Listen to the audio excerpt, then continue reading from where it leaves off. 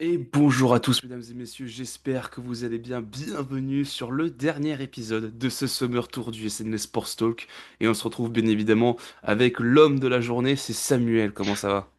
Ça va et toi? Ça va très très bien, très content de te retrouver pour ce dernier épisode. Et ouais, le Summer Tour s'arrête, j'allais dire le Samuel Tour, mais bon, c'est vrai quelque Carrément. part, hein. Mais ça s'arrête à la fin de cette journée, hein. Après, on part pour notre rythme habituel d'une fois toutes les 2 semaines. Comment tu te sens dans ce dernier épisode? Bah écoute, on a passé une petite semaine de vacances, voilà, donc Ouais. on revient frais, c'est bien reposé, et puis Mhm. ouais, c'est vrai qu'on est déjà, on est déjà fin août là, ça a passé extrêmement vite, mais bon, C'est passé très vite, ouais. c'est comme ça. Et pendant nos vacances, il s'est passé des dingueries. Ouais, ouais, Alors, c'est vrai. par quoi, par quoi on va commencer? Je te propose qu'on commence avec un peu d'actualité. On va Mm. parler de l'US Open. Du coup, on va parler un peu de tennis. Et il s'est passé plein de trucs. Alors, on va commencer par mentionner un tout petit peu ce qui s'est passé. Il y a eu un petit incident avec Yelena Ostapenko qui a très très mal parlé à Taylor Townsend après sa défaite. Apparemment, il y aurait eu des mots qui seraient très mal passés, notamment sur, je crois, quelque chose un peu raciste, si j'ai bien compris. Après, j'ai pas tous les éléments, mais disons que l'US Open, c'est pas ouvert sur la meilleure des images, quoi. Non, non, non, puis il y a eu quand même pas mal d'autres faits aussi, hein. Oui. On a vu le match entre Bonzi et Medvedev qui était animé par une Ouais, entrée de de photographe. photographe qui a perturbé, enfin c'était assez rigolo, mais bon, ça a failli quand même, enfin ça a coûté la place au photographe son accréditation, donc c'est un peu dommage Hmm. parce que Disons Medvedev que a fait tout son cinéma. Et en plus, ça lui a permis de revenir dans le match, hein, parce que du coup, Benjamin Bonzi était complètement déstabilisé Ouais, et il a perdu. Il menait 2-7-0, il avait une balle de match et il a fallu qu'il s'emploie pour l'emporter au bout du cinquième set. Et c'est on a ça. toujours, d'ailleurs, à l'heure où on enregistre, 4 Français qualifiés. Il y en a deux qui vont s'affronter l'un contre l'autre, donc on est Mm. sûr au moins d'avoir un Français en huitième. Mais disons que c'est toujours compliqué pour les délégations françaises au tennis. Je crois qu'on a plus de françaises sur le tableau principal. On a encore Je crois qu'il une... reste Diane Paris, si je dis Ah, pas de peut-être, bêtises. Il a ouais. pas encore fait son match au moment où on parle peut-être, mais sinon ouais, on a eu malheureusement on avait quand même pas mal d'espoir, mais bon, faut rester calme sur Louise Boisson. Bien sûr, c'est encore trop Mais tôt. c'est encore trop tôt et puis surtout elle a eu pas mal de mouvements hein, ces derniers jours. Elle a changé Oui. de coach, elle s'est séparée de son coach. Voilà un choix qu'on pourrait discuter, mais bon, je pense que pour passer un cap aussi, c'est souvent ce qui arrive hein, Mhm. sur les joueurs ou dans n'importe quel sport. Dès que tu passes un cap, a souvent envie de aussi passer un cap au niveau du staff. Donc Mhm. voilà, elle s'est séparée de son coach, malheureusement, ce qui fait qu'elle s'est retrouvée sans coach à l'US Open à New York toute seule.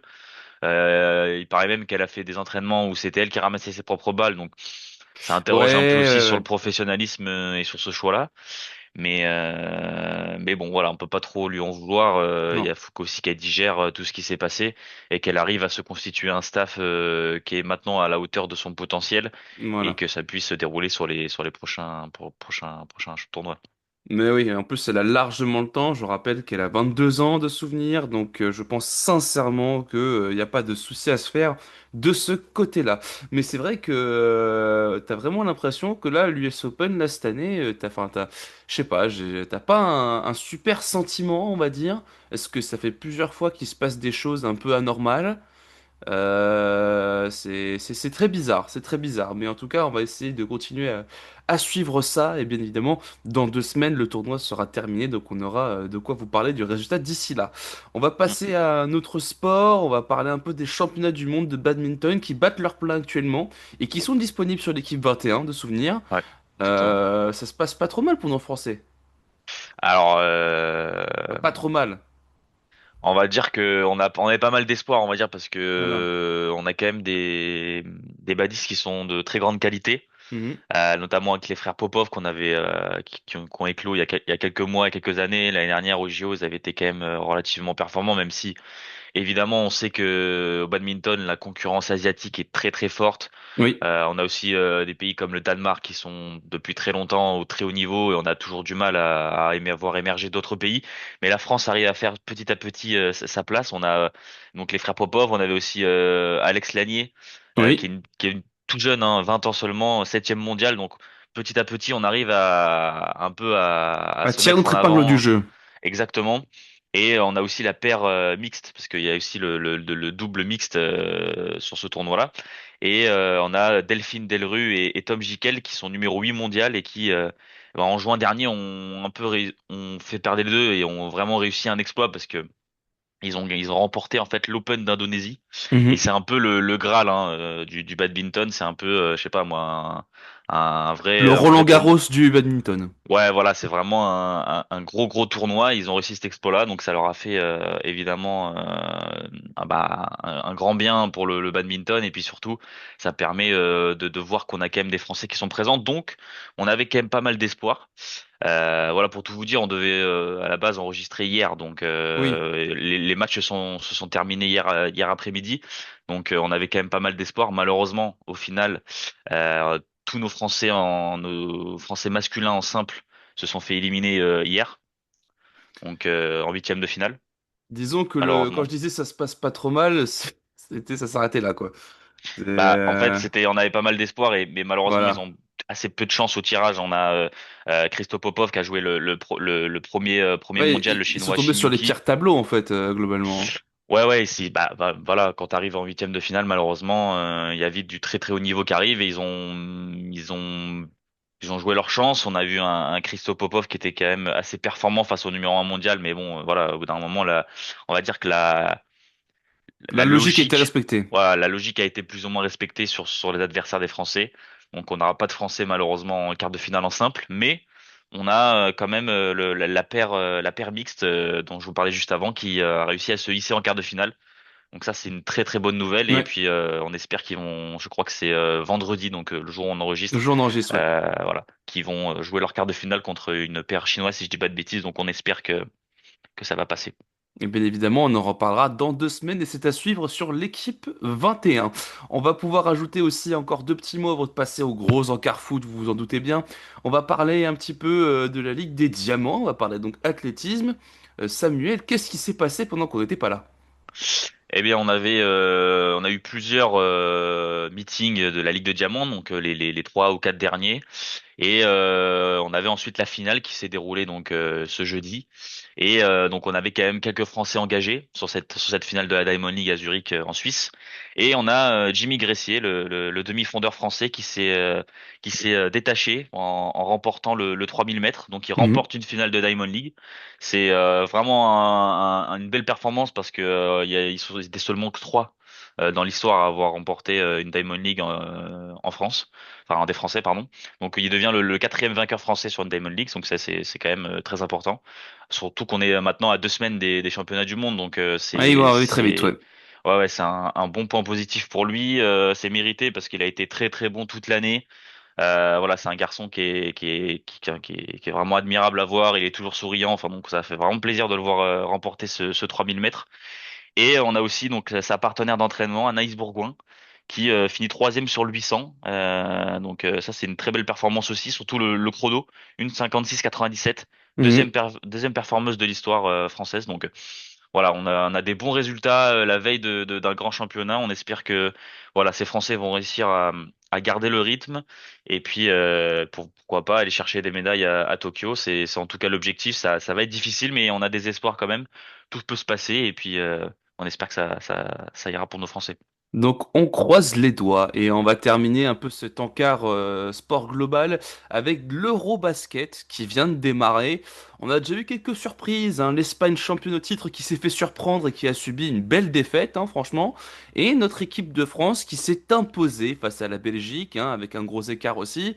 Les Français qui alors sont privés de Victor Wembanyama, de Rudy Gobert, mais qui gardent quand même une base très solide aussi, privés de Mathieu Strazel qui s'est blessé juste avant le début de la compétition. Et on a fait confiance du coup à Nadir Ifi pour le remplacer. Il y a eu aussi quelques soucis avec des joueurs qui ont été un peu remerciés et lorsqu'ils ont été rappelés n'ont pas voulu y aller pour des raisons qui peuvent se comprendre. Fred Fotou qui a dû un peu composer avec les éléments qu'il avait. Et pour l'instant, c'est 10 matchs, 10 victoires sur tous les matchs qu'a coaché Fred Fotou. Et ça se confirme du coup avec leur entrée réussie dans la compétition. Samuel, un petit mot sur, sur cet Eurobasket qui démarre bien pour nos Bleus et pour les favoris aussi. Ouais, bah on a une équipe qui est très très jeune, comme tu l'as dit, puisqu'ils ont dû composer un peu avec les absences des uns et des autres, des cadres, hein, tu l'as dit, Mhm. pas de Wenby, pas de Fournier, Pas de Fournier. pas de Gobert, etc. Donc voilà, je crois qu'ils sont que trois parmi les finalistes olympiques de l'année dernière, ils sont que Oui. trois, et toujours là. Donc voilà, on est quand même sur un gros changement. Et puis je crois que c'est une des équipes les plus jeunes du tournoi. Oui. Donc voilà, plus un nouveau coach, comme tu l'as dit, Frédéric Foutou. Donc il prend la suite de Vincent Collet, c'est pas évident, hein, C'est c'est pas pas une masse à n'importe faire, non, qui. clairement pas. Voilà, donc voilà, ça semble être, d'après ce qu'on en dit, d'être un groupe qui vit super bien, avec qui semble essayer de fédérer autour de tous ces petits garçons, un esprit de groupe et de camaraderie qui pourrait un peu combler le manque d'expérience. Et Mais Gershuya Bouzélé en tant que leader de ce groupe-là aussi, c'est pas mal. voilà. Donc franchement, on a de bons espoirs évidemment, même si va falloir être très solide face au Cador. Je sais Oui. pas ce que t'en penses, mais je pense que la Serbie et l'Allemagne sont pour moi les favoris. Ah bah, je vais pas te contredire, hein. Surtout au vu de leur performance, ils ont pas eu à forcer plus que ça. Enfin, l'Allemagne a mis un petit peu de temps à démarrer la machine, mais après Mhm, ça allait très vite contre la Moldavie de souvenir. Et puis bon, l'armada serbe a pas mhm. eu à s'employer plus que ça pour s'imposer. C'est globalement les favoris, hein, les Serbes et les Allemands. On a évidemment l'Allemagne qui est censée être champion en titre, qui la galère, hein, parce que bon, disons que c'est une génération de transition pour les Espagnols. Après, on a dit ça il y a quelques années, ils sont devenus champions d'Europe. Donc, faudra quand même les surveiller. Et c'est pas un faux démarrage qui va arrêter de nous inquiéter par rapport aux Espagnols. Et puis nous, pour l'instant, on démarre tranquillement. On fait partie un peu des favoris, moins que les Serbes et les Allemands, mais on a une carte à jouer, je pense. Ouais, mais puis surtout, ce qui va être important, c'est qu'on a quand même un groupe qui est abordable, je trouve. Belgique, Oui, Slovénie, Israël, Pologne, Islande de mémoire. faudra faire attention Et à la Slovénie quand même. ouais, bien sûr, bien sûr. Mais ce que je veux dire, c'est que si on arrive à être promis du groupe, ça nous éviterait, si je dis pas de bêtises, la Serbie. Oui. Bah, en fait, on Euh, affronte si on finit premier du groupe D, on affronte le quatrième du groupe C. Ouais, mais voilà, Voilà. je crois que ça, en remportant, et si la Serbie, évidemment, continue à être performante et finit première également, ça nous éviterait la partie de tableau avec la Serbie, donc Oui, potentiellement un affrontement prématuré, mais voilà. On pour espère l'instant, ouais, on n'a pas à s'en que soucier. voilà, on espère que ce groupe va prendre et continuer sur cette lancée, puisque pour l'instant, entre la prépa et le premier match, c'est plutôt intéressant. Ah bah oui, c'est très positif pour l'instant. L'équipe de France, dirigée par Fred Photo, est invaincue. Donc on va voir. On va voir, on va voir, on va voir. On va essayer de passer maintenant à notre gros encart foot, Samuel, et on a des choses à dire. Quelque part, le fait qu'on n'ait pas enregistré hier, le jour où on enregistre, eh ben, ça nous arrange un petit peu, parce Mm. qu'il s'est passé des trucs entre-temps. Alors, avant toute chose, on va donner un petit mot de Ligue 1. Alors, par quoi on commence? Parce qu'il s'est passé des trucs. On va peut-être commencer par la débâcle marseillaise. Alors, ça a été le bordel dans les vestiaires après la défaite contre le Stade Rennais 1-0. Tout a démarré par une beuglante du gardien, donc Rouly. S'en est suivi une dispute qui s'est transformée en baston de 10 minutes entre Jonathan Rowe et Adrien Rabiot. Il y a même un jeune joueur, Bacola, qui a fait un malaise vagal parce que au vu de tout ce qui s'est passé. Et on a mis tous les deux protagonistes sur la liste des transferts. Jonathan Rowe qui du coup part en direction de Bologne, si je dis pas de bêtises, C'est ça. pour 15 millions. Et Adrien Rabiot était mis sur la liste des transferts pour 20 millions. Mais au final, deux Zerbi veulent le garder. Et ça se finit sur une sélection par Didier Deschamps. Alors, Samuel, essaye de me trouver une réponse dans tout ce bordel. Ouais, non, mais t'as bien résumé la chose. C'est un peu, bah, en fait, quelques jours avant le début de la Ligue 1 et la reprise, parce que c'était le premier match du vendredi, Mhm. les supporters marseillais et autres s'étonnaient un peu du calme qu'il y avait autour du club depuis quelques jours. Voilà, c'était un peu inhabituel. Bah, c'était pas manqué, hein. La tempête est Ah ouais. arrivée directement à la fin du match, puisque match perdu alors qu'ils étaient à 11 contre 10. Pendant 60 Euh, minutes. voilà, face à un très beau stade, enfin un stade Rennais qui était quand même plutôt solide, mais bon, voilà, c'est pas Bon, trop la semaine le suivante, sujet. bon. Voilà, c'est pas trop le sujet là, mais ouais, ben après ça pète dans le vestiaire. Je pense que la passion, en fait, je pense que la passion à Marseille parfois dépasse l'entendement et nuit au club, je pense. Alors c'est très bien, c'est magnifique, hein, c'est l'un des clubs les plus passionnés, avec le plus de passionnés en France. Et mais parfois ça dépasse même Mais c'est l'entendement. Et aussi quand le on a, club, l'un des clubs avec le plus de débâcle en France. Mais bon, c'est encore autre ouais, c'est chose. sûr, mais en fait, à partir du moment où tu as un coach qui prend autant de passion, qui est autant Oui, émotif dans l'émotion, qui pousse ses gars, et qu'en plus tu as un club aussi bouillant, bah forcément, au bout d'un moment, il y a des grosses ça histoires, et c'est explose. souvent le cas à Marseille. Et là, ça a pété dès la première journée.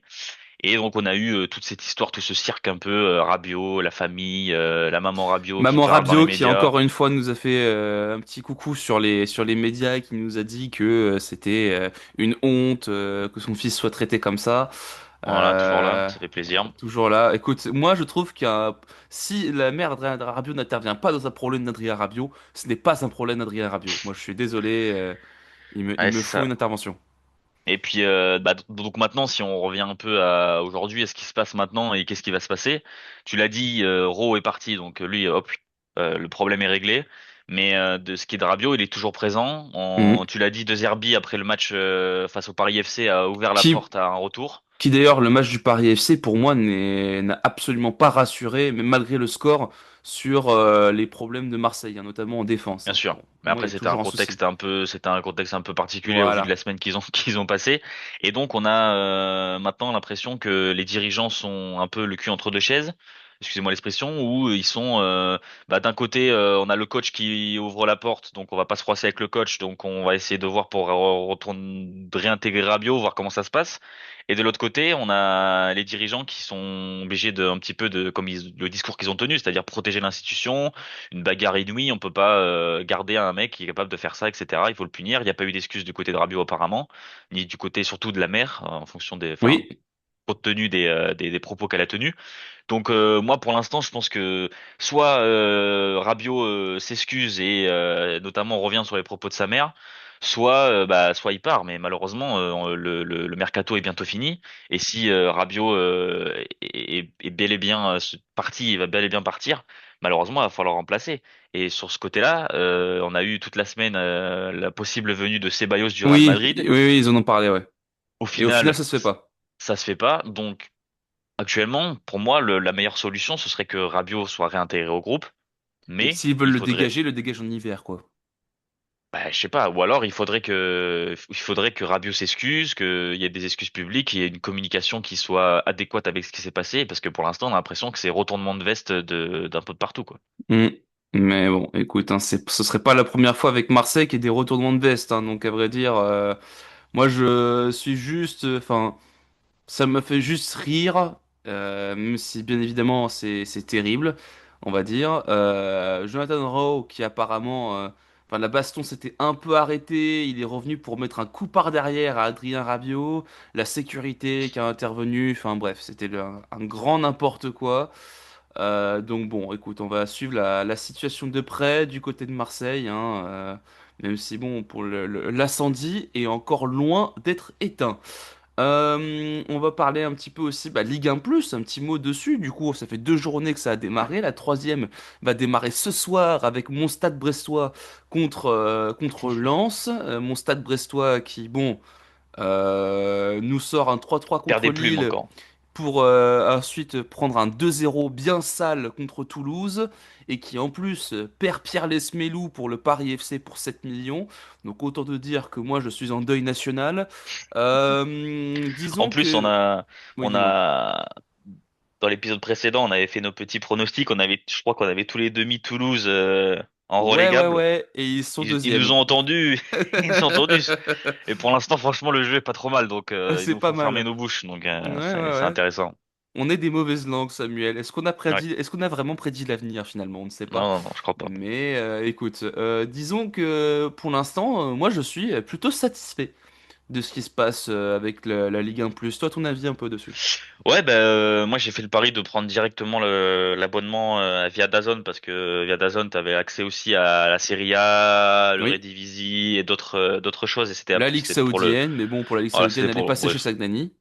Voilà, donc il y avait d'autres programmes avec et c'était à peu près pour le même tarif. Donc moi j'ai opté pour ce choix-là. Et pour l'instant, je suis agréablement surpris. On a énormément de d'inside, de trucs qui ajoutent un petit peu. Et c'est ce qu'on demandait aussi, hein, d'être plus proche des acteurs. Et pour l'instant, c'est franchement réussi. Alors, vous allez me dire, oui, allez voir les capitaines qui signent la feuille de match, les mecs qui font le contrôle antidopage, c'est pas forcément intéressant. Mais Je c'est peux toujours ça de comprendre. plus. Mais c'est toujours ça de plus. Je préfère ça qu'avoir une prise d'antenne 15 minutes plus tard ou je sais pas, avoir quelque chose qui est pas forcément intéressant. Là, au moins, ça permet de vraiment voir des choses. Donc, la plupart des clubs jouent le jeu. Et je dis la plupart parce qu'on a notamment le Paris Saint-Germain. On n'a pas vu grand-chose malheureusement. Il n'y a pas eu de vestiaire Non. côté Paris, donc ça c'est un peu dommage. Mais bon, on espère que voilà, il y a un peu de conflit d'intérêt un peu plus haut, donc ça risque d'être compliqué. Mais on Ouais, espère ouais. que tous les clubs vont jouer le jeu parce que on le rappelle, hein, mais c'est aussi pour leur sous, c'est pour leur économie que cela est mis en place. Parce que les droits de Ligue 1, c'est 80 millions d'euros. C'est l'équivalent de ce que beIN paye pour pouvoir diffuser la Ligue 2. Voilà, Ouais, si voilà. jamais. Donc, ce que je voulais dire, c'est que plus les clubs vont s'ouvrir, plus va y avoir de spectateurs, et plus il y a de spectateurs, plus il y a d'abonnés, plus il y a d'abonnés, plus ils en ont dessous. Donc, c'est dans leur Voilà. intérêt, voilà, simplement. Et sinon, au niveau du plateau, toi, je sais pas ce que t'en as pensé, mais le plateau, je trouve hyper professionnel avec Oui. des consultants de qualité. On a vu Adil Rami, etc. Ils Pour moi, appellent beaucoup d'anciens joueurs et c'est très bien. ouais, c'est pour l'instant, c'est réussi. Donc, à voir la suite, et puis on espère que ça ne fera que s'améliorer. Voilà. Et on a surtout de belles affiches qui arrivent, hein. On a Oui. l'Olympico ce dimanche, OL Ça va être Olympique de quelque Marseille. chose. C'est peut-être le match qui va soit éteindre l'incendie, soit le faire complètement cramer. Du côté de Marseille, et puis du côté de l'Olympique Lyonnais aussi, parce que mine de rien, bon, ils font Ils un sont peu en leur forme, rentrée un peu en forme et aussi silencieuse. Tu vois, tout à fait. on n'a pas non plus grande nouvelle du côté de l'Olympique Lyonnais, pas beaucoup de mouvements aussi. Il y a eu plus de départs que d'arrivées, ce qui est aussi normal au vu de leur situation. Ouais, ouais, Mais on s'inquiétait un peu de l'austérité financière, hein, évidemment, en mhm, vue de ce qu'on a parlé pendant l'été, la dégringolade, ils ont failli redescendre en Ligue 2, etc. Mais au final, ils arrivent à rester performants, agréablement surpris par Lyon. Et oui, malgré le fait qu'aussi que leur coach est toujours suspendu, hein. On le rappelle, Fonseca, oui. depuis qu'il avait fait tête contre tête contre l'arbitre, il est toujours suspendu, hein, jusqu'à la J15, hein, si je dis pas de bêtises, donc Ouais, ça va être long. ouais, mais moi je vois pas de problème dans cette sanction, hein. Si ça peut Non, leur non, apprendre non, à c'est respecter les sévère, arbitres, c'est mais très voilà, bien. on en avait déjà Voilà. parlé. Mais en tout cas, ouais, Lyon à suivre si ça continue comme ça. Après, j'espère qu'ils vont pas être déplumés sur les derniers jours de mercato. Je sais que ça parle de potentiel départ de Miko Tadze. À Ouais. voir. Pourquoi 30 millions, 60 millions? Je sais plus ce qu'il avait dit. Je sais pas les montants, mais en tout cas, attention à pas non plus perdre tout, et Voilà. pour pouvoir continuer à rester plus ou moins performant du moins. Voilà, voilà. Écoute, toi, si t'as peut-être un club qui t'a agréablement surpris ou qui t'a déçu, au contraire, sur ces deux premières journées, ce serait qui? Bah moi j'étais agréablement, c'est pas vraiment un club, mais c'est plutôt un joueur, je dirais Olivier Giroud. On en a pas Merci. encore parlé là. Le Alors, GOAT. ouais, on en fait beaucoup en ce moment parce qu'évidemment c'est une tête d'affiche de la Ligue 1. Il revient, champion du monde, meilleur buteur de l'équipe de France. C'est un personnage qui est maintenant très apprécié dans le public français. Et c'est vrai qu'on en fait beaucoup, c'est aussi pour de bonnes raisons parce qu'il a été très performant. Il a mis plusieurs buts. Il a Il a mis notamment deux débloqué buts, le il a match. failli en mettre trois. Voilà, oui, il a loupé son péno contre Monaco, donc agréablement surpris par lui parce qu'il y a eu pas mal de doutes, hein. Moi, j'étais le premier à douter de son état de forme parce que quand tu pars un an à Los Angeles, enfin, t'es plus près de la fin Oui. que du début, mais à vrai dire, je suis agréablement surpris et j'espère que ça va continuer. Et j'ai l'impression qu'il s'il a pas de grosses blessures et que Lille arrive à faire tourner, notamment avec la Coupe d'Europe, Oui. bah il va enquiller les buts et Lille va faire une très bonne saison grâce à lui et je suis plutôt content pour lui. Bah, il va mettre ses 15 buts, hein, je pense, hein, Ouais, parti comme ouais, ça. J'ai tout à fait largement. confiance en Olivier Giroud. Et ce qui est rigolo, c'est que c'est quand même Olivier Giroud, Pierre-Emerick Aubameyang, c'est des joueurs à plus de Ouais, 35 ans qui dominent la Ligue 1, hein. tout Je à veux pas fait. mentir, mais c'est très rigolo. Et Si t'avais toi? un club, bah Et d'abord toi, si toi? t'avais un club qui t'avait déçu, genre, Un club qui m'a un peu déçu, ouais, il m'avait déjà déçu avant, mais là, c'est attention à pas sombrer, c'est Nice, hein. oui, Attention à Nice parce que c'est difficile là, hein. Quand même, ils ont 3 points, ils sont neuvième pour l'instant, une défaite, une victoire. Attention à pas sombrer. Parce voilà. que on a vu évidemment ils ont été pas très dignes en barrage de la Ligue des Champions, Mais 2-0, malheureusement, 2-0. voilà, c'est ça. Mais malheureusement, attention à pas sombrer non plus. Ils ont pas l'air d'avoir de se renforcer. À tous les coups qu'ils ont essayé, ils se sont fait chipper les joueurs, C'est notamment ça. par Rennes, etc. Donc attention à pas sombrer pour Nice, alors que l'année dernière en Ligue 1, c'était plutôt pas mal. Donc attention. Et j'ai l'impression, tu sais, qu'ils jouent le championnat pour se qualifier en Europe, mais qu'au final, ils délaissent l'Europe pour jouer le championnat. Enfin bref. C'est un peu ça. Est-ce que cette C'est, année ils vont se rattraper en Ligue Europa? C'est la question. j'ai envie de te dire qu'ils peuvent pas faire pire. Ça c'est sûr. Moi, personnellement, dans mes satisfactions, je pense Ouais, que c'est déjà, moi, je suis plutôt surpris du niveau effectivement de Lille, du niveau d'Olivier Giroud. C'était ma satisfaction aussi, parce que ouais. vous le savez, je ne le cache plus, que je suis un très grand fan de ce joueur, que je l'ai toujours été, et de le voir en sommet de la Ligue 1, ça me fait énormément plaisir. Après un thriller contre Brest qui est allé jusqu'au 3 partout, c'est lui qui donne la victoire au Dog et qui a même failli leur offrir un break sur un penalty qu'il a malheureusement raté. Décidément, le penalty, c'est la bête noire de tout le monde. Mm. Et moi, je suis très très fier, très content qu'Olivier Giroud soit de retour. Ça me donne encore plus envie de voir Paul Pogba arriver. Voir éventuellement, on en parle un petit peu de rumeurs d'un certain N'Golo Kanté pour aller du côté de Monaco, du PFC. Alors imagine un milieu de terrain Pogba-Kanté, ça va être le bordel. Ouais, mais on Euh, y est pas quand même, hein, parce que pour on n'y est l'instant, pas, mais il reste c'est 3 jours de Zakaria. mercato, mais on reste 3 jours de Oui, en mercato. fait, il y a le directeur sportif de Monaco hier lors du tirage, Thiago Scuro, qui a déclaré que c'était un sujet qui est un dossier qui suivait depuis longtemps, mais qui était très difficile apparemment. Oui, Donc à mon avis, les Saoudiens niveau argent. négociation doivent être assez sévères. Donc moi, ça me ferait plaisir qu'ils reviennent. Après, évidemment, on s'interroge toujours sur le niveau de ces gars-là, mais ça ferait un peu Ligue 1 EHPAD quoi. Mais bon, Ouais, mais ça ferait ça champion fait du monde, plaisir. un autre champion du monde 2018 qui passerait faire une tête. Enfin, moi, je sais pas, ça me ferait un peu kiffer. Et ma déception, bah, c'est mon stade brestois. Ah ouais, c'est encore tôt, mais bon. Ouais, c'est tôt, mais je demande une déception au bout de 2 journées. Et c'est vrai que Brest, bon, il passe d'un match de dingue contre Lille à un match de merde contre Toulouse. Et ils perdent tout le monde, quoi. Bon, tu me diras, au vu de la performance de Mady Camara contre Lorient, ça va. Carton Ouais. rouge au bout de 5 minutes, 2 matchs de suspension ferme, c'est pas mal. Là, on vient de perdre Pierre Lesmelou pour le Paris FC. Et on a juste récupéré Joris Chotard. On a aussi chopé Guindo, pardon, le jeune latéral de Salzbourg qu'on avait affronté en Ligue des Champions. Mais on l'a signé que pour un an. Donc c'est pareil, on a toujours des soucis là-dessus. On a un souci gardien parce que Torgvist, le gardien suède qu'on avait en ligne de mire, bah, a décidé de rejoindre Com. Du coup, on aura un souci de gardien l'année prochaine. Et là, on a vu Magiki, c'est une faute de main par match, donc ça commence à devenir Ah pénible. mais ce gardien, enfin, moi j'ai des gros doutes sur lui. Hein. Il fait Ah souvent des grosses bah boulettes. là, c'est Je une pense que faute là, de la main perte par de match. Bizot, c'est pour moi l'une de vos grosses pertes, je pense. Ah ouais, mais nous, on a perdu tout le monde, hein. Tous ceux qui avaient fait le succès de Brest ces 2, 3 dernières années, on les a perdus. Et donc, du coup, on n'a plus que Magnetti en tant que survivant du milieu de terrain. Donc, ça va être un peu. Donc, je pense qu'on va se diriger vers un milieu de terrain Magnetti, Chotard, Doumbia. Donc, on va bien voir, mais ça fait peur. Ça fait peur. Et puis, du coup, la performance contre Toulouse ne va pas me rassurer. Et là, on affronte Lens ce soir. Si on prend 2-0 contre Toulouse, contre Lens, je pense qu'on va pas faire mieux. Enfin, bon, après, on n'est jamais à l'abri. Mais Ouais, ça va après c'est être un autre contexte, compliqué. c'est un match important. Voilà. C'est ça. Mais ça va être compliqué pour mes Brestois Il y a, là. des- il y a quand même des belles affiches hein, sur cette journée de Oui. Ligue 1. On a un Monaco-Strasbourg qui va être intéressant. Monaco, faut Oui, qu'ils Monaco, se Toulouse remettent qui s'est, dedans. enfin Strasbourg qui s'est qualifié en Conference League aussi. Ça Tout c'est à super fait. cool. Je suis très content.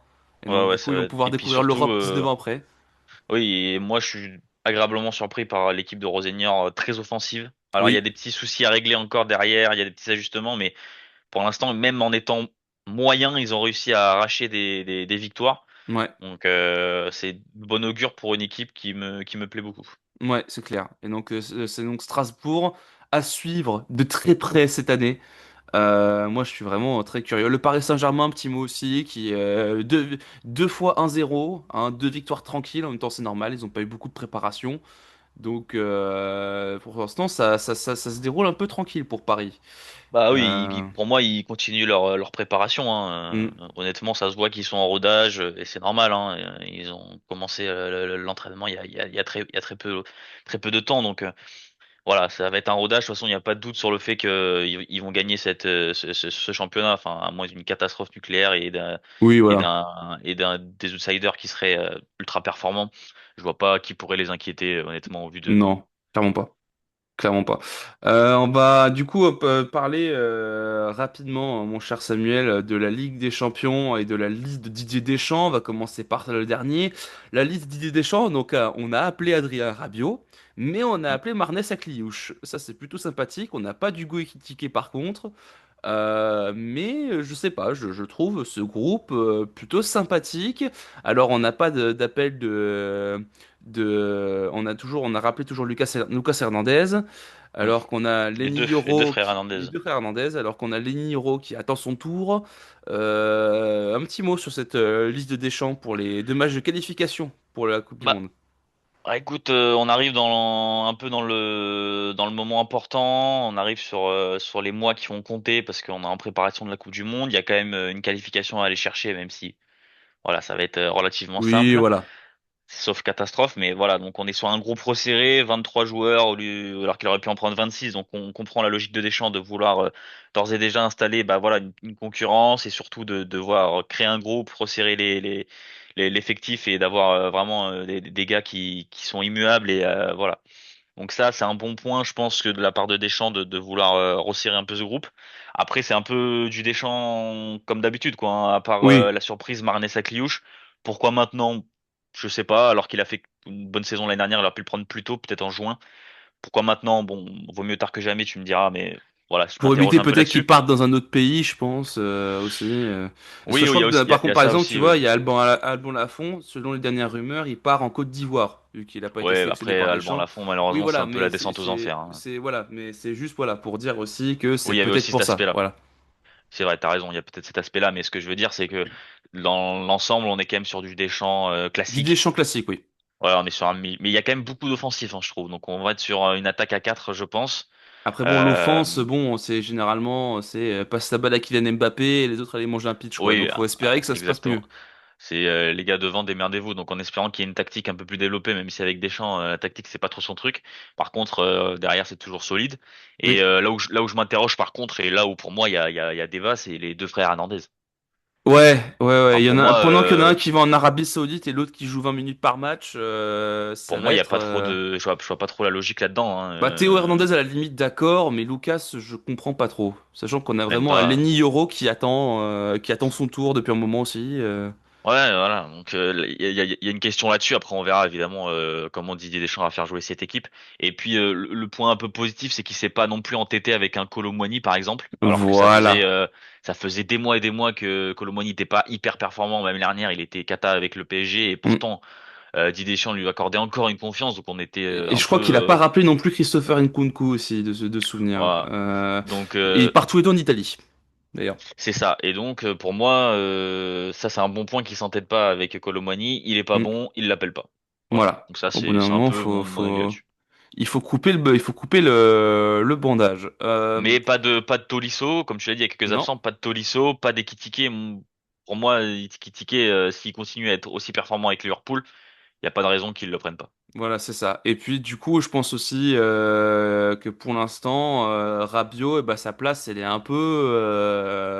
Je sais un pas. peu bancale. Est-ce que Ouais, Deschamps Rabiot, aussi, il c'est attend son gars aussi sûr, Paul hein. Pogba? On sait pas, hein. Mais oui, c'est vrai que c'est Oui, son gars sûr. Mais mais est-ce bien que sûr. c'est aussi en attendant le retour de Paul Pogba, au vu de toute la débâcle avec Marseille, est-ce qu'il est aussi sur le chaise éjectable? On va bien Bah, voir, en tout cas. il faut qu'il trouve une solution. Faut qu'il trouve une solution, je pense, parce que Oui, Didier Deschamps, si Rabiot reste, imaginons à Marseille et qu'il joue pas et qu'il est dans un espèce de loft, à mon avis, il le prendra pas. voilà.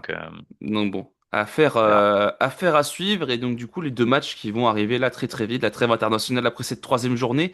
Et on croise les doigts, on espère que nos Bleus vont en tirer de bons résultats. Et on va pouvoir terminer, Samuel, avec du coup, bah on a eu le tirage. de la Ligue des Champions, un tirage qui s'est déroulé donc du coup hier soir. C'est pour ça que c'est bien entre guillemets qu'on n'ait pas eu à enregistrer hier. Mm. J'ai un tirage, attends, je me le mets sous les yeux. Toi, du coup, on a un nouveau Paris qui se retrouve dans un espèce de groupe de la mort, hein, Mm. on va pas se mentir. C'est Monaco, j'ai envie de dire, qui s'en sort le mieux, non? Ouais, plus ou moins, on va dire qu'en fait, globalement, les clubs français ont des tirages qui sont relativement très difficiles. Alors ça s'explique notamment par les règles de sélection, hein, parce qu'en fait, les clubs français ne peuvent pas tomber contre des clubs français. Oui. Mais c'est pareil pour les clubs anglais. Les clubs anglais ne peuvent pas tomber contre des clubs anglais.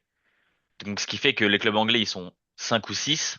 Pareil pour les clubs espagnols, les clubs italiens un peu moins, mais donc Mhm. ce qui fait qu'ils sont autoprotégés et ce qui entraîne le fait que les Parisiens et les Marseillais et les Monégasques tombent dans les chapeaux 3 et 4 contre les équipes anglaises, contre les grosses équipes. Voilà, Voilà. c'est tout un mécanisme qui fait que globalement, tant que les règles ne changent pas, tant que la France n'a que 3 ou 4 maximum Comme équipes, l'année dernière.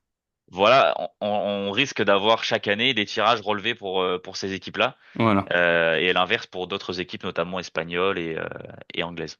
D'accord. Ce que je vais faire, Samuel, c'est que je vais t'énumérer les équipes de chacune de nos clubs, de chacun de nos clubs français, et je Mhm. vais te demander une équipe qui est certaine de gagner contre notre club français et une Ah, équipe que le club français peut battre. D'accord? Je sais pas si tu comprends. vas-y. Alors, pour Monaco, nous avons Manchester City, Ouais. Juventus, Tottenham, Galatasaray, le Real Madrid, Bruges, Bondo Glimt et Paphos. Quelle équipe Monaco est sûre de gagner et quelle équipe Monaco va certainement tomber? Bah, on est sûr de rien, mais dans ce que je vois, pour moi, là, parce qu'on le rappelle, l'objectif c'est d'être dans les 24, hein. Voilà, les Dans les 24 24 premiers. pour pouvoir pour être au minimum barragiste. Donc l'année dernière, c'était aux environs de 11 points. Oui, Donc ça veut dire que pour faire 11 13 je points, crois. 13 plutôt. je crois que les 24 c'était 11, hein. Paris D'accord. avait, je dis pas de bêtises, c'était 11. Donc quand je vois un peu la liste de Monaco, je sais pas ce que t'en penses, mais City, ça va être dire. Donc pour moi, City c'est 0 points, Real Madrid c'est 0, Juventus, tu peux aller chercher, ah c'est Juventus là-bas, mais tu peux aller Ouais. chercher un point. Bruges, il faut aller chercher des points. Tottenham, il faut essayer, mais ça va être difficile. Bodo Glimt, il faut faire 3 points, même si c'est là-bas, hein. Attention, Hmm. Bodo Glimt, c'est hors du cercle polaire, c'est sur un terrain synthétique. Et Il la fait surprise Paphos. voilà, et pas faut aller chercher 3 points, hein. Voilà. C'est chypriote, voilà. Donc, je pense que Galatasaray, Bodo Glimt, Paphos, il faut aller chercher là 9 ou au moins 2 victoires. Au moins 2 victoires au moins 6 points sur ces trois équipes-là, pour Allez. pouvoir ensuite essayer de gratter des petits points contre les gros et d'essayer d'arriver à 11. Et Il nous pourquoi reste... pas, et surtout, Vas-y. pardon, je te coupe, juste le point important, parce que l'année dernière, ça avait quand même une importance particulière, c'est l'ordre des matchs. Pour l'instant, on Voilà. n'a pas l'ordre des matchs, parce que c'est en discussion avec les diffuseurs, c'est les diffuseurs plus ou moins qui choisissent, parce qu'évidemment, le Real peut pas jouer le même jour que le Barça, Voilà. etc. Donc c'est pareil dans chaque pays, donc c'est tout un bazar. Mais surtout, c'est très important, parce que on se rappelle que l'année dernière, je pense que là, les clubs français vont vouloir jouer les grosses équipes Ouais. en première. Par exemple, jouer un Real Madrid pour Marseille, jouer un Real Madrid tout de suite, c'est, je pense, mieux que le jouer en janvier, une fois que les principes de Xabi Alonso seront bien intégrés, etc., qui seront en forme. Vaut mieux les jouer là dans 15 jours que au mois de janvier, quoi. Donc il y a ça aussi, il y Voilà. a cette dimension-là, et ça, on va le savoir dans les prochains jours. Exactement. Alors là, je fais une pause, Samuel, parce que du coup, il reste une minute, on n'a plus le temps Donc, ce qu'on va faire, c'est que je vais relancer un truc pour pouvoir terminer. Parce que là, il nous reste moins d'une minute. Du coup, on n'a plus le temps de Ah finir. merde. Donc, t'inquiète pas, j'ai fait exprès de mettre un petit blanc pour pouvoir me faire le cut au montage. Et donc, du coup, on va relancer un appel. Putain, mais mec, moi je le vois pas le truc, Mais moins ouais, d'une moi, minute. je le vois, c'est pour ça, j'essaie de dépêcher. Bon, c'est pas Ah ouais, mais grave. toi tu m'as Allez. lancé sur les. Mais ouais, c'est pour ça. Donc, j'arrête. Afin de vous faire grâce de cette scène, nous vous offrons ce petit morceau de musique. Ouais, c'est passé dans le dos le centre, Lucas. Allez. Second poteau, Pavard. Oh, il semble que ce petit morceau de musique n'était pas assez long. Nous vous offrons donc... Alors, mesdames et messieurs, on va pas se mentir, on va un petit peu faire des heures supplémentaires, parce que on n'avait pas vu du coup le temps d'enregistrement, parce que comme vous savez, on essaye de respecter un temps de 40 minutes plus ou moins d'enregistrement, mais on avait tellement de choses à dire aussi, parce que avec les vacances, on a vraiment pas parlé de sport avec Samuel, on a plus profité de nos proches, etc. Et là, du coup, on va faire des heures sup, voilà. Donc, Samuel, on va revenir du coup à ce qu'on disait avant de faire notre petite pause. On va parler du coup maintenant de l'Olympique de Marseille qui a beaucoup de choses cette année à prouver. Disons que c'est eux qui ont le plus de pression, je pense, de tous les clubs français en Ligue des Champions. Parce Hmm. que, au vu de la dernière fois qu'ils y sont allés, et aussi le standing qui est censé représenter ce club, sans compter les différentes débâcles qu'ils ont eues ces dernières années, disons que Marseille a beaucoup de pression sur les épaules, ils n'ont pas intérêt à Ouais. décevoir. Et donc du coup, même exercice qu'avec Monaco. Voici donc les 8 clubs. Liverpool, l'Atalanta Bergame, l'Ajax Amsterdam, Newcastle United, Sporting Portugal, l'Union Saint-Gilloise, le club de Bruges et le Real Madrid. Même exercice Samuel. Alors, je voulais juste ajouter un truc avant. Je suis d'accord avec toi sur la pression, d'autant plus, j'ajouterais même que, au vu des performances des clubs français l'année dernière en Ligue des Champions, qui ont été quand même vraiment intéressants et parfois même exceptionnels avec le Brest notamment, je te fais plaisir. Je pense qu'il y a une pression supplémentaire parce que, au vu de ce qu'ont fait les clubs français l'année dernière, tu te dis bon, nous on peut pas arriver et finir 35e et perdre tous nos matchs. Et surtout Donc Brest, Marseille, disons qu'il y a aussi, entre guillemets, encore une fois, un standing à faire respecter pour un ancien champion. exactement. Exactement. Et sinon, par rapport aux adversaires, bah, tu viens de les énumérer, c'est assez difficile, hein. On est quand même sur un gros tirage. On est un peu comme Paris. Je pense que le match de Liverpool à la maison, c'est évidemment que des grosses affiches et une ambiance de Ouais. fou, notamment au Vélodrome, etc. Après, t'as le Real à l'extérieur, t'as l'Atalanta. On sait pas trop ce que ça donne cette année parce qu'ils ont perdu leur entraîneur Gasperini, mais ils Lookman ont quand même aussi. gardé. Non, Lookman est toujours Ah, il est là. toujours là? Toujours là? Je crois qu'il Ouais, était parti. ouais, D'accord. ouais, bon, il y a eu tellement de rumeurs que Bah, finalement on c'est sait pour plus ça, trop. ouais.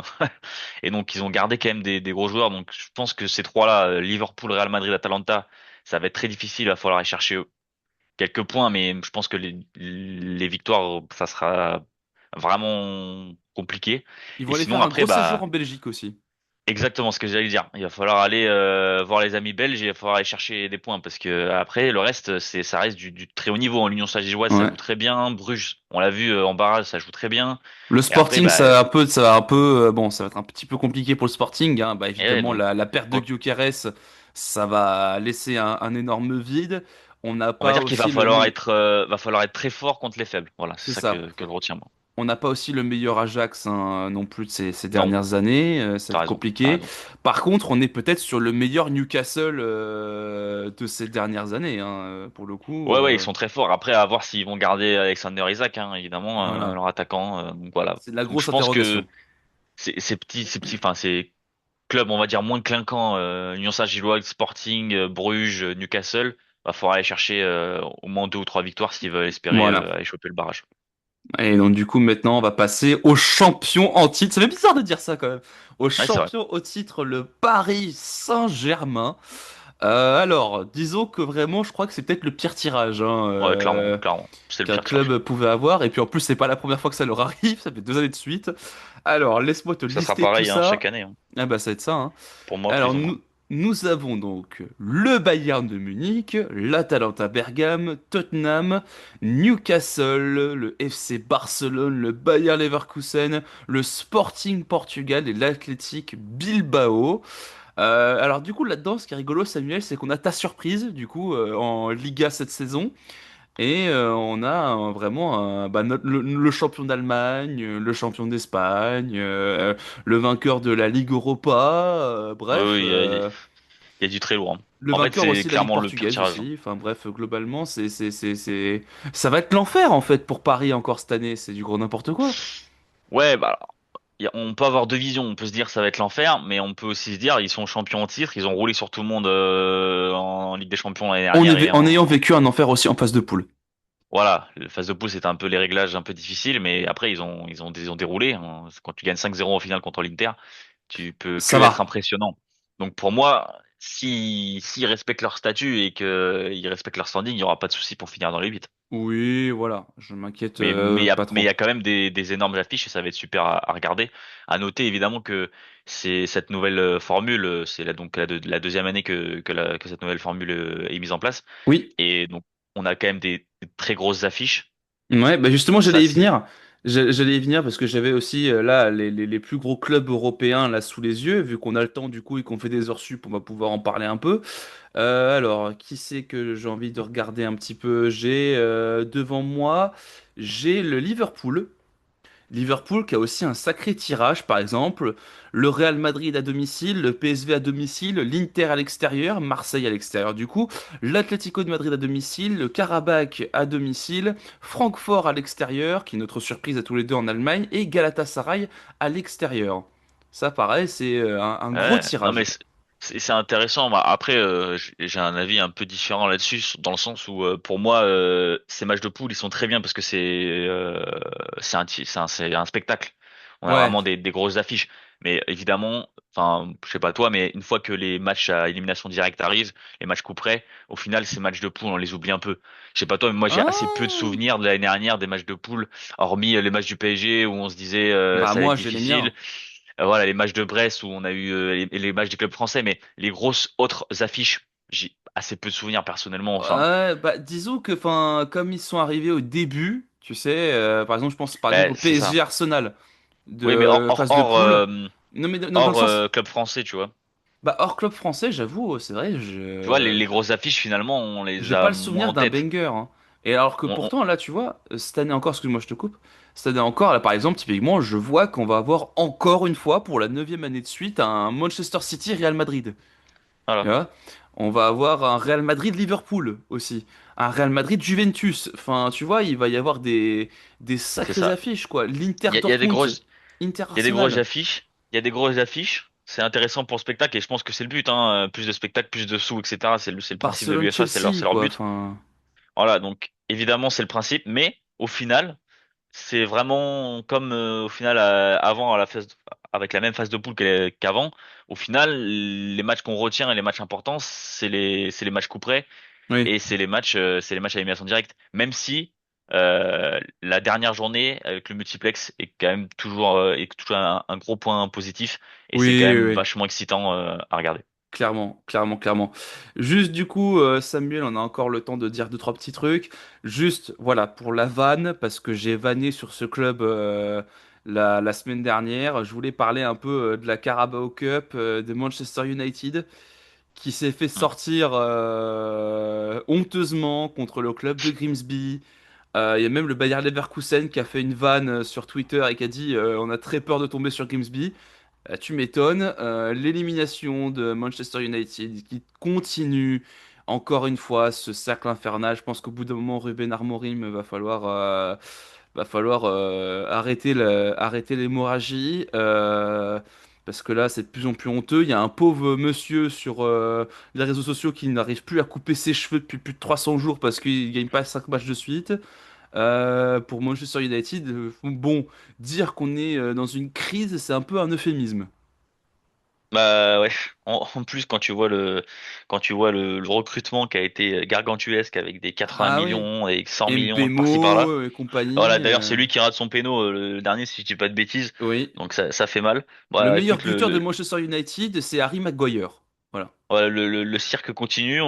Moi, j'espère quand même pour eux qu'ils vont réussir à se relever et que cette année en Première Ligue, ça va être mieux quand même, qu'ils vont quand même peut-être aller chercher une Coupe d'Europe, peut-être. Enfin, ce serait quand même le T'es minimum sûr qu'on veut pour ce vraiment club-là. Manchester United en Coupe d'Europe encore? Moi, j'aimerais bien les voir se relever. C'est un club historique. Il y a eu des légendes dans ce club. Mais malheureusement, c'est géré comme si c'était moi qui gérais un club de foot, quoi. Donc, En fait, c'est nous sur franchement. FM Manchester United, en fait, finalement. Ouais, c'est ça, c'est catastrophique et moi je suis assez déçu de l'entraîneur pour l'instant hein, parce que ce qu'il faisait au Sporting c'était de très grande qualité, il avait vraiment des principes de jeu très définis et pour l'instant on les voit pas, les Ouais. joueurs ils répondent pas et enfin voilà Et quoi et un truc qui me fait beaucoup rire aussi, c'est tous les joueurs qui quittent Manchester United deviennent meilleurs. Ça, c'est quand même un truc, ça c'est sûr hein. ça me c'est un truc qui me fait beaucoup Tu rire, veux pas hein. faire pire de toute façon donc Oui, bah, c'est ça. Et on a, ben, pour essayer de, un peu de comprendre la souffrance de Manchester United, Quand t'as Onana aux caisses, Ah ouais, non, c'est catastrophique. c'est compliqué. Moi, tu vois, je me plains avec Majeki, mais bon, Ah ouais, non, je mais préfère Onana, avoir c'est. Majeki que d'avoir Onana, hein, à ce niveau-là. Non, mais non, mais le gardien de Après, Bordeaux, la bon, Sana Diabaté, il est meilleur que lui. Non, mais au bout d'un ouais, moment. voilà. Mais après, disons aussi que lui, il joue de beaucoup plus de pression que les deux gardiens qu'on vient de citer, mais c'est pas possible. C'est pas possible de faire des Non, fautes de j'ai main pas envie de comme lui tomber, j'ai pas ça. envie de lui tomber dessus, mais enfin, c'est. C'est terrifiant les fautes Bref. de main qu'il fait quand même, hein. Bref, on va voir si le cirque Man United continue cette année. Et on espère que quelqu'un va avoir l'opportunité de se couper les cheveux. Ça n'arrivera pas, je pense, avant un petit moment. Mais bref. Un dernier mot aussi de sport, la WWE qui débarque en France. Voilà, ça démarre ce soir avec SmackDown. Nous aurons Clash in Paris samedi et Monday Night Raw lundi. Le public de Lyon qui va à nouveau avoir le droit à un show ce soir. Le public en France qui est considéré selon le roster actuel et selon John Cena qui a hâte d'être là comme le meilleur public de tous les temps après Backlash Lyon l'année dernière. Toi, Samuel, c'est vrai que tu suis, alors tu suis pas vraiment le catch, mais je pense que tu as Hmm. dû entendre parler de Backlash Lyon l'année dernière, à tel point ça a fait du bruit sur les réseaux sociaux. Tu as dû voir aussi peut-être des images. Ouais. Est-ce que typiquement, ce genre de truc-là, ça pourrait t'intéresser à jeter un petit coup d'œil à la WWE? Ouais, franchement, pourquoi pas? C'est toujours intéressant de voir on va dire ces grands événements qu'on n'a pas l'habitude de voir en France, même sur d'autres sports. Hein, quand on a la NBA qui débarque en France, Et en plus, t'as la NBA parlé qui va aussi. revenir plusieurs fois là, 2027-2028, c'est chez nous. Voilà. Donc ça c'est toujours intéressant. Alors il y a évidemment toujours le côté un peu show business, Oui, le oui, côté un peu voilà business qui prend un peu le dessus, mais honnêtement ça permet aussi d'ouvrir à d'autres horizons et permettre aussi aux fans français. Enfin moi je trouve ça bien de permettre oui. à des fans français de pouvoir aller sur place, même si j'imagine que ça va pas être donné et que ça a dû Ah, être ça a coûté cher. Ça a coûté partir cher. très vite malheureusement. Mais voilà ça peut donner à des fans, des gens qui sont voilà vraiment des fans de première heure à pouvoir faire le déplacement jusqu'à Lyon ou Paris et pouvoir aller voir ce type d'événement sans prendre l'avion, aller à l'autre bout de la planète. Voilà. Donc ça c'est intéressant et puis c'est toujours agréable d'avoir voilà des icônes un peu de notre enfance quand je John pense à Cena, John CM Cena, voilà, Punk, Randy Orton, etc. exactement, Qui ça fait toujours vont plaisir. tous faire partie du voyage. D'ailleurs aussi, je t'avais envoyé ça sur Instagram, c'était très rigolo. La WWE qui a signé un partenariat avec le Paris Saint-Germain.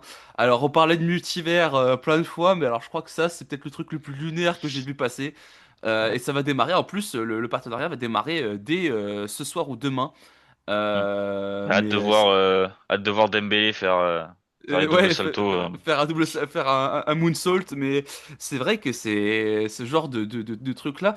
Je t'ai envoyé ce truc-là. Toi, au-delà de l'aspect un peu loufoque que c'est, qu'est-ce que tu penses un peu de ces partenariats de deux univers complètement différents? Ah bah le business nous surprendra toujours. Hein. Franchement, quand tu vois ce type de partenariat, des trucs comme ça, enfin c'est assez fou. Bah, après c'est évidemment que enfin, dans le fond C'est c'est du que du commercial, business. Hein. voilà. Voilà, c'est assez anecdotique, mais c'est quand même assez marrant d'avoir ce genre d'association là. Même parfois quand on voit des jeux vidéo qui s'associent avec des clubs ou des Ouais. sports, etc. C'est assez marrant.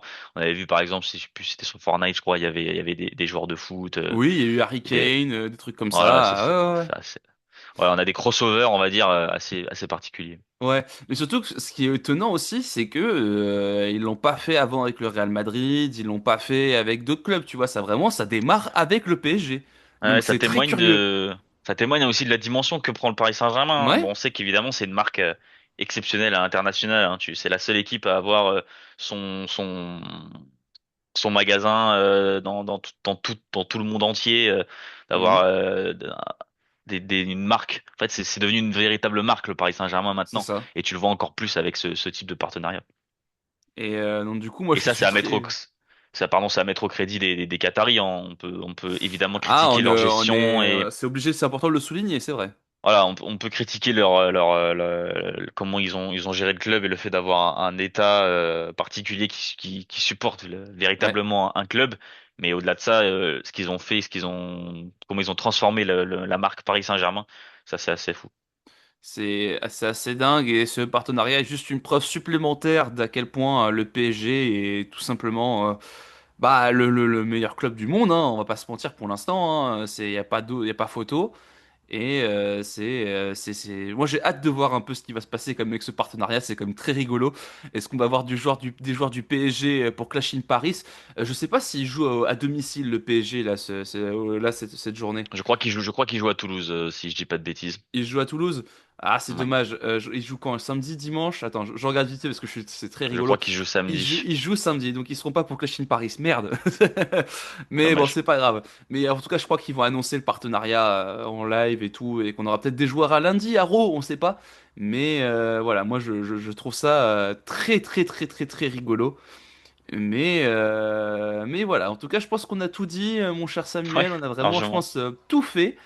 En tout cas, bah merci à toi hein, d'avoir fait des heures sup Bah, avec merci. moi. Merci à toi. Du coup, moi, j'ai envie de te dire qu'on se retrouve dans 2 semaines. Voilà, parce Tout que à le fait. Summer Tour est terminé. Bah tiens, on a un petit peu le temps, un petit peu, vas-y. Un petit peu qu'est-ce qu'on a pensé un peu de ce Summer Tour? Un petit débrief, toi, de tes ressentis suite à cette initiative qu'on a Bah prise. écoute, c'était sympa de pouvoir suivre l'actualité chaque semaine, ne pas avoir à attendre chaque fois 2 semaines. Ça nous a permis aussi de faire d'autres sujets dans le sens de pouvoir faire des petits pronostics, de pouvoir se focus sur un thème en particulier, et pas trop s'éparpiller. C'était aussi sympa. Mhm. Non, c'est clair. Et puis même nous, ça nous a permis, voilà, de se donner un espèce de petit défi, hein, quelque part, hein, Hum, parce que tout à fait. c'est aussi une question de régularité, une question Bon, aussi on va dire que t'as eu beaucoup de boulot, hein, parce qu'on on ne se cache rien, c'est toi qui gères la publication et la mise Ouais. en image, etc. Donc, merci à toi d'avoir redoublé d'efforts pour ce Summer Tour. Bah, c'est aussi parce que on va pas se mentir, c'est un projet, moi, qui me tient à cœur, hein, le SNL Sports Talk. Déjà, je me voyais pas faire un podcast autrement qu'avec toi, et je me suis dit vraiment que, voilà, il faut que si ça marche, il faut qu'on y aille à fond. Et donc, du coup, moi, j'y vais à fond, quoi. Donc, mesdames et messieurs. Si jamais ça vous plaît, ce que vous entendez, hein, n'hésitez vraiment pas à partager ça sur les réseaux sociaux. Maintenant, sur Instagram, j'ai vu qu'on a les reposts, donc n'hésitez pas à vous en servir pour faire un petit clin d'œil au podcast, à liker, vous abonner, enfin partager aussi du coup les émissions. Vraiment, avec Samuel, c'est un projet qui nous tient à cœur et voilà, on n'est que sur le début. On a mentionné plusieurs fois le fait de mener potentiellement des invités. On va essayer d'organiser ça. Un de ces quatre, hein, parce que c'est clair que c'est un truc aussi qui serait sympathique, hein, d'avoir des Mm. personnes qui viennent un peu ponctuellement faire des petits coucous. Donc on a des projets, on a plein de projets pour vous, mesdames et messieurs. J'espère que vous serez là pour le vivre. Et donc du coup, nous, c'est sur ça qu'on va se laisser, mon cher Samuel. Je pense qu'on doit être pas loin d'1 heure d'émission, hein, donc Ouais. ça va être peut-être le moment de se dire au revoir, mais en tout cas, toujours un plaisir de faire ce SNS Sports Talk avec toi comme d'habitude. Et donc du coup, mesdames et messieurs, on se retrouve dans 2 semaines. Alors attends, j'essaie de calculer. Du coup, on se retrouve le 12, si je dis pas de bêtises, le 12 septembre. Et d'ici là, il se sera passé plein de trucs et j'ai très très hâte de débriefer ça du coup avec toi, Samuel. Et donc du coup, je vous fais des très très gros bisous, mesdames et messieurs, et on se dit à très très bientôt. Salut Samuel. Ciao.